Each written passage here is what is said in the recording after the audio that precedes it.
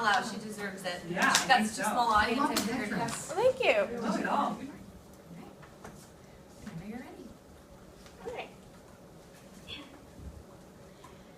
I am a woman, Mervia Mobutu. Married by the age of 9, I left my father, mother, and 5 other siblings. The man who was my husband was nearly 30 years older than me, and by the time I gave birth to my second stillborn child, I was 15. I'm a lucky woman. Millions of women and children are raped, stolen, and killed every day. My father knew how harsh the world was, and being married was probably the best thing he'd ever done for me. My husband was the wealthiest man in the Congo because he owned a blood diamond mine. I say was because he was killed by a soldier in a neighboring mine. Some soldiers force Africans to mine and punish them with death if they ever so much as go to the bathroom at the wrong time. My husband left his 3-year-old son and a young, weak mother. Me. When he was murdered, I learned just how brutal the blood diamond business could be. These are not the mines where diamonds are easily produced. These mines were not where a smile spread across a middle-aged man's face as he put an axe to the sparkling rock. No, this was a mine where starved men and boys sifted through millions of pounds of sand.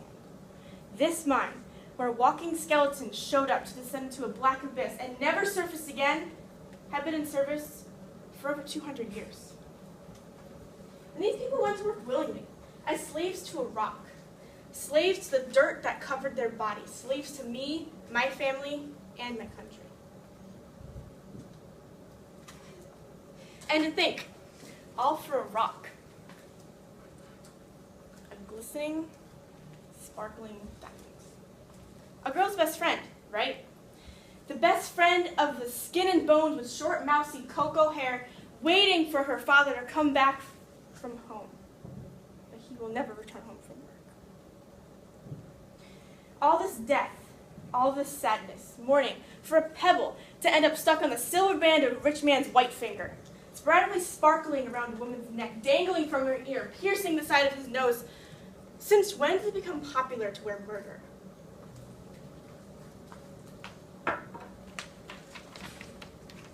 It is this that women at the masquerade don't know. What men at the yacht club cannot grasp. They're not wearing jewelry as a symbol of wealth. They're wearing a string of blood. The blood from a 10-year-old crushed under a fallen rock. Diamonds. Blood-stained diamonds. That's why they're called blood diamonds, you see. 65% of all diamonds are mined in Africa, in my country, under my supervision. Shipped to the United States alone, the blood diamond business makes nearly $54.1 billion. And these businesses don't pay their workers. If I could put a stop to this, believe me, I would. But after my husband passed it on to my son Kiva and me, we tried our hardest to salvage what was left of the business. On his 15th birthday, my surprise to him was to flee the country and leave the mine in his uncle's hands. It had always been a tradition in my family to give others presents on your birthday. And before he left, he gave me a diamond. A shell-shaped, sparkling one.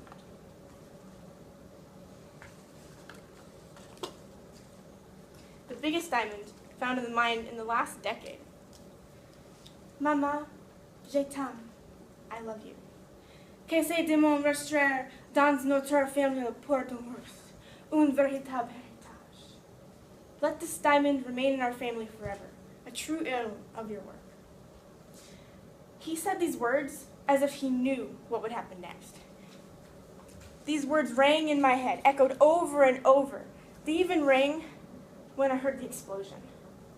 Then I was deaf to the words once said, deaf to all sounds around me. The explosion had taken my son, my family, and now part of my hearing. Deaf, never to hear those words again. Deaf, never to see my son again. I ran towards the mine, tears streaming down my cracked, dry face. A heap of smoke, fire, and rocks and debris. That was all that was left of the mine. I dropped to my knees and screamed up into the pale blue sky. But all that answered me was the diamond, falling against the gravel, and I stared in its awe of winking shimmers. This is my family now. This is my son, a bloodstained diamond mingling with dirt. Though the UN has helped tremendously put a stop to this, I don't think anyone has ever succeeded or ever will. I can only pray that one day the owners of each blood diamond business will wake up and realize what they're doing and how cruel it is. And some of them already have. There are new stones, new diamonds being mass-produced in laboratories. In 1 week, 20,000 synthetic diamonds are made from the same earthen materials as a regular diamond. Carbon and pressure, and sold for almost no cost compared to blood diamonds. No one is killed in the process. 1,000 deaths, 10,000 deaths, 100,000 deaths, one blood-stained diamond. The poorest people in this world walk barefoot on the richest soil in the world, underneath a different universe of riches, gems, and minerals. Ironic, isn't it? And it's not just diamonds. It's 11,000 pounds of gold. It's $30 million in tin. It's $12 million in oil and gas. It's $13.5 billion business. And can you guess which one? Phones. Conflict minerals are not just in your kitchen and in your jewelry. No. They are in every text message you send, every call you make, every video game you play, music you listen to, light you turn on. A man looked straight into the barrel of a gun and saw his last light. Your cell phone doesn't have to fuel the deadliest war in the world. Use it to change the equation. It's your call to make. Regardless, these companies don't even care about the rotting corpses on their property. The worker's last dying moment was to chip away at the diamond that you now hold in your perfectly manicured hands. Are you happy with your purchase, sir? Did everything go smoothly? She'll be so happy. What a lucky girl. Yes, you say, staring into the smiling jeweler's eyes. Everything went fine, you say, as a family in the mine dies. I'm positive she'll love it. As she listens to this talk, the question is, what do you value more? The life of a pregnant Congolese woman? The life of a young teenage boy? The life of a hardworking man? Or is your rock more important?